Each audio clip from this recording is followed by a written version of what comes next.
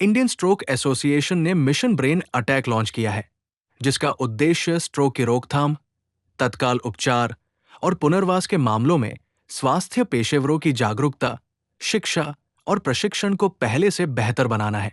अभियान each one teach one पूरे भारत में स्ट्रोक के मामलों में खतरनाक वृद्धि की तरफ इशारा करता है और साथ ही देश भर में स्ट्रोक की देखभाल में सुधार के लिए विशेष प्रशिक्षण और संसाधनों की तत्काल आवश्यकता पर जोर देता है। स्ट्रोक देश भर में लोगों की मौत और विकलांगता के प्रमुख कारणों में से एक है, जो सालाना लगभग 1.8 मिलियन लोगों को प्रभावित करता है। मृत्यु दर का दूसरा सबसे आम कारण और विकलांगता का तीसरा प्रमुख कारण होने के कारण स्ट्रोक का देश की स्वास्थ्य सेवा प्रणाली पर महत्वपूर्ण प्रभाव पड़ा है। इसके बावजूद स्ट्रोक के लक्षणों और समय पर इसका उपचार करने के बारे में जागरूकता का स्तर अभी बहुत कम है। मिशन ब्रेन अटैक स्वास्थ्य सेवा प्रदाताओं को स्ट्रोक के लक्षणों को जल्दी पहचानने और रोगी के परिणामों को बेहतर बनाने के लिए प्रभावी देखभाल प्रोटोकॉल लागू करने पर महत्वपूर्ण प्रशिक्षण देकर इस फासले को दूर कर स्ट्रोक के शुरुआती लक्षणों की पहचान करना और पहले 4.5 घंटों के भीतर रोगियों को अस्पताल में भर्ती करना घातक और दीर्घकालिक विकलांगता को रोकने की दिशा में एक महत्वपूर्ण प्रयास है। स्ट्रोक के इलाज में शुरुआती कुछ घंटों के भीतर रोगी को जल्द से जल्द अस्पताल में भर्ती करना महत्वपूर्ण है। चलता हूँ। आज फरीदाबाद चैप्टर जो मिशन ब्रेन अटैक का है उसकी यहाँ पर लागू हुआ है। उसके अंदर हमने करीब 100 जो फिजिशियन हैं उनके लिए एक CME प्रोग्राम किया है। मेन हमारा एम है कि स्ट्रोक के बारे में एंड टू एंड केयर कैसे प्रोवाइड किया जाए, उसके बारे में हम प्राइमरी प्रिवेंशन के ऊपर ध्यान देंगे, लोगों को जागरूक करेंगे कि ब्लड प्रेशर डायबिटीज़ कंट्रोल करें, ओबेसिटी को ना आने दें, अगर कोलेस्ट्रॉल हाई है तो उसको कंट्रोल करें, स्मोकिंग और अल्कोहल को त्याग दें।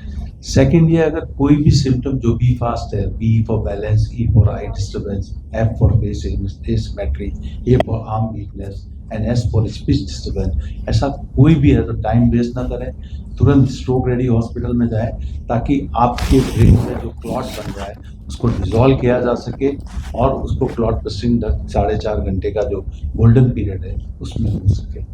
और कुछ जो पेशेंट जिनकी नली बंद है और क्लॉट बस दवा इंजेक्शन देने के बाद ठीक ना हो सके तो उनको स्पेशलाइज्ड सेंटर में जाना है ताकि उनका क्लॉट ब्रेन में से बाहर निकाला जा सके एक्सपर्ट द्वारा, जिसको मैकेनिकल थ्रोम्बेक्टोमी करते हैं। और जो पेशेंट जिनका सब कुछ करने के बावजूद भी जो पैरालिसिस अगर रह गया तो उसके लिए उनको एक प्रॉपर रिहैब सेंटर में जाए, जिसको हम मल्टीडिसिप्लिनरी टीम द्वारा प्रॉपर रिहैब कर सकें ताकि 60 to 70% पेशेंट अगले 6 महीने में प्रॉपर रिहैब के द्वारा ठीक हो सके।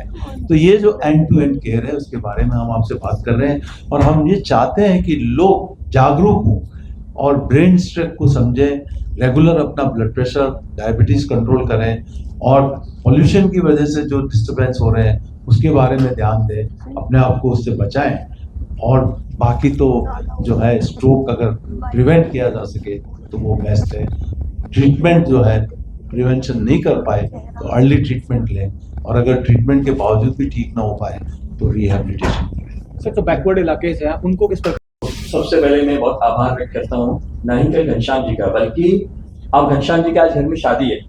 ठीक है, ये अपने व्यस्त थे, लेकिन ये मेरे रिक्वेस्ट से मैंने उनको बोला कि देखिए हमारी एक मुहिम है, प्लीज हमारा उसका सपोर्ट करिए। मैं क्या घनश्याम जी का नहीं बल्कि हमारे 5-6 पेशेंट्स हैं यहाँ पे, जैसे आशा रानी है, मोहिंदर जी हैं, अनीता डागर जी हैं, सुनील नायर जी हैं। सो इन सारे पेशेंट्स को जिनको हमने बहुत अच्छी तरह से ट्रीट किया और स्ट्रोक नॉर्मलाइज किया। सो जैसे घनश्याम जी ने बताया कि ये इनको जो सिम्टम प्रॉब्लम पैदा हुई अचानक से, जीभ में लड़खड़ाहट, आवाज में फर्क और चेहरे में टेढ़ापन, और जब ये हमारे पास आए तो उस समय बहुत अर्ली मॉर्निंग का टाइम था। डेफिनेटली बात है, मैं अपने घर पे था उस समय, इस जगह ही था, तुरंत आए।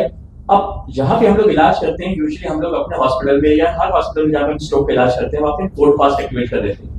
हमारी टीम को पता चल जाता है कि ऐसे पेशेंट्स अब आए हैं तो तुरंत इनको एक सिम्टम दिख रहा है, तुरंत वो एक्टिवेट कोड हो जाता है, जिसके तहत तुरंत पेशेंट को स्कैन्स में शिफ्ट किया जाता है। मेरे पास अलार्म आ जाता है, रेडियोलॉजिस्ट के पास अलार्म आ जाता है, पूरी हमारी जो टीम है, सो चेहरा हमारा दिख रहा है लेकिन हमारी पूरी बड़ी टीम होती है, सारे पास वो अलर्ट चला जाता है। तुरंत हम लोग हरकत में आ जाते हैं। घर से आया, देखा स्कैन में ये दिख रहा है, क्लॉट दिख रहा था कि एक नली में ब्लॉकेज हो गया था, एक बड़ी नली में ब्लॉकेज हो गया था। लेकिन फॉर्चुनेटली जब उनके अंदर स्कैन किया, वो उस टाइम विंडो में थे 4.5 घंटे के अंदर, जब हम ये दवाई उनको दे पाया। सो आज हम जिसकी बात कर रहे थे, खून पतला करने की दवाई है, क्लॉट बस्टिंग ड्रग, जो बार बार हम बोल रहे हैं, थ्रोम्बोलिसिस, वो दवाई इनको मिल पाई। और इनसे आप पूछ रहे हैं, 24 घंटे के अंदर अंदर इनकी सिम्टम्स इतने इंप्रूव हो गए कि अगले दिन 24 घंटे में पूरी तरीके से इनकी आवाज बेटर होगी, चलना फिरना नॉर्मल, जैसे एक हम थे, हम और आप रूटीन जैसे ये पहले थे, वैसे आज वो फिट एकदम हो गए। मैं बहुत आभार करता हूँ इनका। ये जो इनके साथ सिम्टम्स हुए, जो इनका ट्रीटमेंट मिला, वो आज उन्होंने ठाना है कि ये जो आज मेरे साथ हुआ है, जो मेरे साथ ट्रीटमेंट मुझे मिला, एटलीस्ट मैं लोगों तक मैसेज दूं, ताकि उनको भी कभी भी इन फ्यूचर ऐसी प्रॉब्लम होती है तो तुरंत एक स्ट्रोक रेडी हॉस्पिटल में जाएं और तुरंत कोशिश करें खुद से बोलने की, क्या हमें वो दवाई मिल सकती है जिसके तहत हमारा स्ट्रोक का इलाज प्रॉपर तरीके से संभव हो। ब्रेन एक ऑर्गन है जो कि बहुत सॉफ्ट है। उसकी ब्लड सप्लाई जो है 3 तरह से जाती है, राइट साइड की राइट करोटिड, लेफ्ट साइड की लेफ्ट करोटिड, और पीछे जो मेजर आर्टरी है वेसिकुलर। बहुत ही जबरदस्त नेटवर्क है। इतना अच्छा नेटवर्क है कि अगर लॉन्ग टर्म में एक आर्टरी बंद भी हो जाए तो दूसरी तरफ से ब्लड चला जाता है। अब आपको कोई भी सिम्टम आया इसका, बी फास्ट का, चाहे वो उस समय ऐसा नहीं है कि जैसे हार्ट में आपको चेस्ट पेन हुआ, सर्बिट्रेट ले ली। अगर आपका ब्लड प्रेशर भी ज्यादा है तो उस समय अगर आपकी ब्लड प्रेशर की दवा ली आपने और ब्लड प्रेशर कम हुआ तो भी आपको पैरालिसिस बढ़ सकता है। क्या होता है कि ब्रेन में ब्लड पहुंचाना है, जब आपका सर्कुलेशन कम हो रहा है, ऑक्सीजन नहीं जा रही है, तो बॉडी ट्राई करती है ब्लड प्रेशर को बढ़ाने की। जैसे तीसरा माला पानी फेंकना है तो आप प्रेशर बढ़ाते हैं ना, प्रेशर कम किया तो वो पानी नहीं जाएगा। तो बॉडी का जो ऑटो सिस्टम है वो कोशिश करता है कि आपका ब्लड प्रेशर बढ़ाए और ब्रेन में सर्कुलेशन पहुंचे ताकि आपका पैरालिसिस आगे नहीं बढ़े। कई सारे पेशेंट मैंने ऐसे देखे हैं जिनका प्राइमरी डॉक्टर ने उनके भले के लिए ब्लड प्रेशर 160 110 है, एक गोली दिया और ब्लड प्रेशर आ गया 120, उनका पैरालिसिस जो 3 पावर थी वो 0 हो गई। इसलिए ये इंपॉर्टेंट है कि आपको इनमें से कोई भी सिम्टम आता है तुरंत हॉस्पिटल जाइए, सीटी स्कैन कराइए, सबसे पहले स्कैन करिए, हेमरेज रूल आउट करिए, ताकि फिर एस्प्रिन, थ्रोम्बोलिसिस जो भी देना है। ब्रेन अटैक का इलाज घर पे बैठ के आप फोन के ऊपर डॉक्टर से या किसी की सलाह से नहीं ले सकते। ये इमरजेंसी है, आपको स्ट्रोक रेडी हॉस्पिटल जाना है, ये इम्पोर्टेंट। सर 30 और 40 के बीच में जो स्ट्रोक इसका है, ब्रेन स्ट्रोक का, तो उसके परसेंटेज टोटल कितना है? हाँ, देखिए ओवरऑल जो परसेंटेज है स्ट्रोक का उस डे बाय डे बढ़ता जा रहा है, और यंग वाले जो परसेंटेज हैं, अगर हम टोटल परसेंटेज माने कि जो स्ट्रोक के 100% हैं, तो 30 से 40 में जो पहले अगर देखा जाए कि 2 से 3% हुआ करते थे, वो 5 से 10% के अंदर स्ट्रोक के परसेंटेज आ रहे हैं। और ये अपने नेशनल जो सर्वे हुआ था उसके अंदर क्लियर कट देखा गया। अब तो 30 से 40 की बात करें, आपको बताएंगे कि कितनी जरूरत है थ्रोम्बोलिसिस की। तो वो पेशेंट जो पैरालिसिस हो गए, वो क्या उनकी जिंदगी खत्म हो जाएगी? क्या वो अभी कभी काम पे नहीं जा पाएंगे? क्या वो घर पे एक बर्डन हो जाएंगे? नहीं, रिहैबिलिटेशन के द्वारा 60 to 70% जो ये पेशेंट है इनको वापस नॉर्मल किया जा सकता है। लेकिन रिहैबिलिटेशन एक स्पेशलाइज्ड ट्रीटमेंट है, सिर्फ हाथ पांव हिलाना नहीं है, उसमें फिजियोथेरेपी है, ऑक्यूपेशनल थेरेपी है, स्पीच थेरेपी है, स्वॉलोइंग थेरेपी है, कॉग्निटिव थेरेपी है, और कई सारे लेटेस्ट टेक्नोलॉजी है।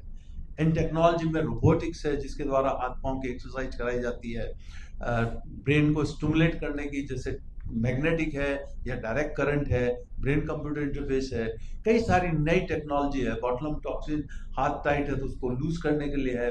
तो रिहैबिलिटेशन में उनको प्रॉपर रिहैब सेंटर में जाना है, ताकि अगर पैरालिसिस हो गया, रात को नींद में हुआ, सुबह उठे नहीं मालूम पड़ा, जो एक्यूट ट्रीटमेंट मिलना चाहिए वो नहीं मिल पाया कुछ कारणवश से, इतनी दूर है कि आने में 4 घंटे से ज्यादा लग गए, उनके लिए रिहैबिलिटेशन सहारा है। और रिहैबिलिटेशन से 70% लोग वापस काम पे जा सकते हैं, टाइम लगता है। तो ये मिशन ब्रेन अटैक के 3 जो आर्म है, प्राइमरी प्रिवेंशन, एक्यूट मैनेजमेंट और रिहैबिलिटेशन, इसके द्वारा हम जो लकवे से ग्रसित है, जो आम आदमी 4 में से 1 किसी को लकवा हो सकता है, उसके बारे में जानकारी दी जाए, ट्रीटमेंट लिया जाए और फिजिशियन को ट्रेन करके जो इंट्रावेनस इंजेक्शन जहाँ पे न्यूरोलॉजिस्ट नहीं है और फैसिलिटी है सीटी स्कैन की, इवन डिस्ट्रिक्ट लेवल के हॉस्पिटल में, उसका फायदा किया जाए। तो ये पूरा मैंने आपको एक बताया है कि मिशन ब्रेन अटैक में क्या हो रहा है और ISA क्यों इसको लीड लेकर हिंदुस्तान में एक जो मुहिम चालू की है उसके तहत हर जगह जाना चाहते हैं। अब आपको डॉक्टर शर्मा जी बताएंगे कि क्यों थ्रोम्बोलिसिस इतनी कम हो रही है और उसको कैसे बढ़ाया जा सकता है। मैं doctor Nirmal Surya, president Indian stroke association का हूँ। मेरे साथ में लेफ्ट में डॉक्टर अरविंद शर्मा है जो इंडियन स्ट्रोक एसोसिएशन के सेक्रेटरी हैं, और उनके लेफ्ट में डॉक्टर सलील उपल जो कि अमृतसर से हैं, इंडियन स्ट्रोक एसोसिएशन के ट्रेजरर हैं। राइट में मेरे लोकल होस्ट हैं डॉक्टर कुणाल बैरानी जो कि हरियाणा यहाँ पर फरीदाबाद के लोकल हैं और आप लोगों से परिचित होंगे। आज के दिन जो हमने इंडियन स्ट्रोक एसोसिएशन ने मिशन ब्रेन अटैक का फरीदाबाद चैप्टर चालू किया है, उसके बारे में कुछ आपको जानकारी देना चाहूँगा कि ये मिशन ब्रेन अटैक है क्या। सबसे पहले आपको बता दूं कि स्ट्रोक, लकवा या पैरालिसिस जो कि एक कॉमन वर्ड है जिसमें ब्रेन में सर्कुलेशन में या तो बंद हो जाता है या फिर ब्रेन में हेमरेज हो जाता है, उसकी वजह से जो डैमेज ब्रेन में होता है उसके कारण जो लकवा या पैरालिसिस होता है उसके बारे में हम बात कर रहे हैं। स्ट्रोक तीसरा कॉमन कारण है डेथ का और चौथा कॉमन कारण है डिसेबिलिटी का। हर 30 सेकंड में हिंदुस्तान में एक स्ट्रोक हो रहा होता है और आप जितने यहाँ पर बैठे हैं 4 में से 1 को स्ट्रोक होने की जीवन पर्यंत में संभावना है। तो ये सब आंकड़े देखते हुए इंडियन स्ट्रोक एसोसिएशन ने मई 2024-12 को एक मुहिम चालू की जिसका नाम है मिशन ब्रेन अटैक। आप लोगों को सबको मालूम है कि जब किसी को सीने में जरा दर्द होता है तो वो तुरंत घबरा जाता है। एक स्ट्रोक का प्रोग्राम स्टार्ट किया 10 साल पहले और आज में बहुत फर्क है। 10 साल पहले लोगों को ये जागरूकता बहुत ज्यादा नहीं थी स्ट्रोक के बारे में। हमारे अपने शहर में लोगों को पता नहीं होता था, लोग सोचते स्ट्रोक मतलब दिल का दौरा, हार्ट से रिलेटेड। लेकिन समय के साथ हमने देखा कि लोगों की जागरूकता बढ़ी। आज जब मैं देख रहा हूँ 10 साल के बाद, तो लोगों को जब ये पैरालिटिक सिम्टम्स आते हैं तो वो खुद अस्पताल में अपने आप या उनके केयर गिवर लेकर आते हैं और वो पूछते हैं कि डॉक्टर साहब हमारे मरीज को ये सिम्टम्स पैदा हुए हैं और क्या हमें वो दवाई मिल सकती कि नहीं सकती। तो ये जो फर्क है पिछले 10 सालों में मैंने खुद अपने आंखों से देखा है, जो हमारे शहर में 10 साल पहले की स्थिति और आज की स्थिति। बट आज भी अगर हम बात करें, ठीक है फरीदाबाद एक NCR का पार्ट है, हम सब जानते हैं NCR में कभी कभी हमें बड़ा गर्व होता है कि हम NCR की मुहिम पार्ट है। लेकिन अगर मैं बात करूं इंडियन स्ट्रोक की सिनेरियो की और मैं अगर अपने NCR के आंकड़े बताऊं तो हमारे कुछ आंकड़े ये कहते हैं कि हम भले NCR का पार्ट है लेकिन कई चीजों में हम उनसे ज्यादा पीछे हैं, क्योंकि हम हर तरीके के मौसम को झेलते हैं। आज हमने देखा पॉल्यूशन, एयर पोल्यूशन पीक पे है। पिछले कुछ दिनों में हमने देखा बच्चों के स्कूल्स बंद हो गए, कोर्ट के ऑर्डर है, स्कूल्स सारे बंद है। बट ऐसे में अगर आप देखो इसका साइड इफेक्ट्स क्या हो रहे हैं हेल्थ पे, तो आज के टाइम पे हमने देखा पिछले 10 दिनों में मेरे अपने हॉस्पिटल में मैंने देखा है हार्ट अटैक, स्ट्रोक अटैक सारे नंबर्स बढ़ गए सडनली। सो ये मौसम का जो परिवर्तन है, ये पॉल्यूशन का परिवर्तन किस पे असर दिखा रहा है? हमारे अपने हेल्थ पे दिखा रहा है। इसका ये मतलब नहीं कि हम घर पे हैं या बाहर हैं तो हमें ये फर्क दिख रहा है। हम कहीं भी हैं लेकिन हमारा उसका असर दिख रहा है हमारे शरीर में। ठीक है, डेफिनेटली हम उसका प्रिकॉशन के ले सकते हैं, घर पर रहें हम ज्यादा सेफ रहेंगे। बट डेफिनेटली हम NCR का भले पार्ट है, लेकिन हमारी जो जीवन शैली है NCR पे रहते हुए, हम देखते हैं हमारे कई ऐसे भाई बहन हैं, दोस्त हैं जो एक कंपनीज में काम कर रहे हैं, MNCs में काम कर रहे हैं, जिनकी नाइट शिफ्ट्स है, वो अपनी स्लीप क्वालिटी इनकी प्रॉपर नहीं है। डॉक्टर सलील ने सारे अपने बताया कि क्या क्या रिस्क फैक्टर्स हैं हम जो मुहिम चला रहे हैं। But at the same time अगर मैं NCR की बात करूं, बहुत से ऐसे लोग हैं जो MNCs में काम कर रहे हैं, रात की स्लीप गड़बड़ है उनकी, स्लीप क्वालिटी नहीं है, वो नाइट शिफ्ट्स करते हैं, डे में जगते हैं। ऐसे में स्लीप क्वालिटी जब भी खराब होती है तो वो असर हमारे ऊपर डालती है। तो इसीलिए हम जब भी रिस्क फैक्टर्स की बात कर रहे हैं, मैं हमेशा ये कहता हूँ हमारी जो स्लीप क्वालिटी है वो बहुत अच्छी होनी चाहिए, क्योंकि वो आज के डेट में हमने देखा है ये बड़ा रिस्क फैक्टर है स्ट्रोक्स के, जो पहले नहीं देखते थे। आज डेट में डे बाय डे जो नंबर्स बढ़ रहे हैं उसकी बहुत बड़ी वजह स्लीप प्रॉपर ना हो पाना, लोगों को खराटे होते हैं, ऑब्स्ट्रक्टिव स्लीप एपनिया हम कहते हैं, वो एक रिस्क फैक्टर होता है। तो जो ट्रेडिशनल रिस्क फैक्टर्स है, ठीक है, जिसको हमें कंट्रोल करना चाहिए, सबको पता है, शुगर है, ब्लड प्रेशर है, जो हमारी हार्ट की प्रॉब्लम है, जो हमें स्मोकिंग है, ये सब पे हमें कंट्रोल करना चाहिए। बट कई ऐसे हिडन रिस्क फैक्टर्स है जो हमें पता ही नहीं है। तो आज मैं चाहता हूं आपके माध्यम से, मीडिया के माध्यम से लोगों तक ये जागरूकता पहुंचे कि कई ऐसे रिस्क फैक्टर्स जो हमें नहीं पता लेकिन लोगों को पहुंचने चाहिए। वो सबसे इंपॉर्टेंट स्लीप क्वालिटी। तो स्लीप ऐसी चीज है जिसपे हम काफी हद तक कंट्रोल हमारे हाथ में, ठीक है। हम पॉल्यूशन, अपने एनवायरमेंट को हम चेंज नहीं कर सकते, ठीक है, हम उस पर हम लोग, हमारा कंट्रोल नहीं है, लेकिन जिसपे हमारा कंट्रोल है उस पर तो हमें ध्यान देना चाहिए। आज हमारे अपने हॉस्पिटल में, ठीक है, सारी फैसिलिटीज है, हम ट्रॉमेटिक कर रहे हैं, थर्मेटमी कर रहे हैं, बट आज भी हैं शहर हैं जिसमें फैसिलिटीज नहीं है। हमारे अर्बन एरिया या जो हमारी मेन सिटीज हैं, फरीदाबाद, गुड़गांव, हम सब फैसिलिटीज कर रहे हैं, बट पलवल, होडल, बहुत सी चीजें हैं, नू, ऐसे कई ऐसे डिस्ट्रिक्ट्स हैं जहाँ पे फैसिलिटीज नहीं है। हमें आज इस जागरूकता तक हमें ये पैदा करना है वहां पे जो हमारे फिजिशियंस भाई हैं, ताकि हम कैसे से कैसे प्रॉब्लम है और कैसे पेशेंट्स को कभी भी स्ट्रोक के सिम्टम्स पैदा होते हैं, जैसे हम लोग ने बताया, ये स्ट्रोक के सिम्टम्स हम कैसे जाने, तुरंत एक स्पेशलिटी सेंटर जो एक स्ट्रोक रेडी सेंटर है वहां पे शिफ्ट कराएं। कोशिश की जाए, हम हमारी जो मुहिम में, हमने कल परसों ही हमने अपना हॉस्पिटल में हमने स्ट्रोकोलॉजिस्ट प्रोग्राम लॉन्च किया है। उस प्रोग्राम को लॉन्च करने का पर्पस यही है ताकि हम अपने फिजिशियंस भाइयों को, अपने जो हमारे बाहर प्रैक्टिस कर रहे हैं, उनको हम कैसे अवगत कराएं, उनको कैसे ट्रेन कराएं, ताकि उनको पता हो कि स्ट्रोक को हम कैसे पहुंचाने, कैसे हम उसको इजिली डायग्नोज कर पाए, हम क्या फर्स्ट एड दे पाए, हम कैसे टाइमली उसको एक स्ट्रोक रेडी हॉस्पिटल में शिफ्ट करें ताकि उनको टाइमली ये सुविधा मिल पाए, सो दैट इतनी बड़ी प्रॉब्लम से हम निजात पा पाए।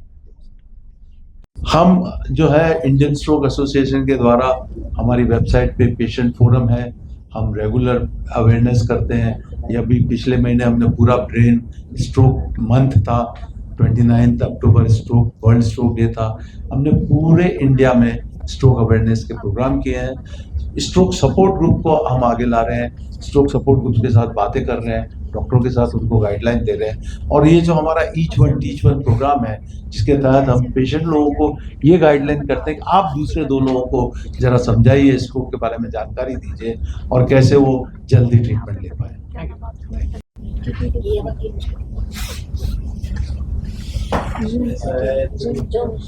16 जून को मेरे ऊपर सवेरे 4 बजे ये थोड़ा अटैक आया, मेरे को कुछ महसूस हुआ, बाकी शीशे में मैंने देखा कभी छुपा है क्या नहीं, उसमें मेरे को महसूस नहीं हुआ। 1 घंटे के लिए मैं घूमने चला गया बाजार में, पार्क में, वहाँ से फिर आता हूँ, किसी से जरा आराम होती है तो वो मुँह से नहीं निकली, जीभ लड़खड़ा गई। अगर मैंने अपने आकर जो है उनसे बोला था कि इस तरह से मेरे साथ बात है, 5:30 बजे के अंदर बात, मैं फौरन जो है बताया अपने घर वालों को, इस तरह से लोग पूछ रहे हैं। जब फौरन ही हम इस और फरीदाबाद की और इंदिरा जी ईशान तो उसमें पहुंची, वहाँ डॉक्टर कुनाल साहब ने फौरन अपनी टीम इतनी जल्दी फौरन लगाई, बहुत जल्दी इलाज पूरा मेरा, और फौरन MRI करके इनकी इलाज चालू कर दिया। तो फौरन अगले दिन ही बिल्कुल। तो अभी कैसा फील कर रहे हैं आप? बहुत कोई दिक्कत नहीं है, ठीक।